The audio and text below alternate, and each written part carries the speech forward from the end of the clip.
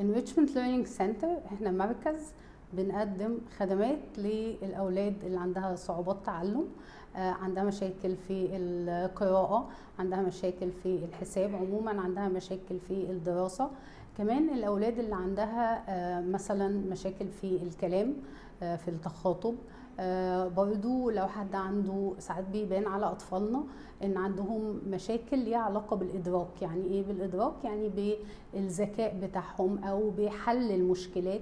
مش كل الأولاد بتقدر إنها تحل المشكلات اللي بتواجهها بطريقة سهلة وسلسة. ده إحنا بنقدر إن إحنا نعلمه للولاد استراتيجيات إزاي يقدروا بيها يحلوا المشكلات اللي بتواجههم عموما في الحياة الدراسية وفي المدرسة وفي البيت، بحيث ان احنا نقدر في النهاية ان يكون عندنا طالب خارج عارف بالظبط امكانياته، قوته ونقط ضعفه، بحيث ان هو يقدر دايما يقول او يبريزنت نقط قوته ويبعد عن نقط الضعف بتاعته.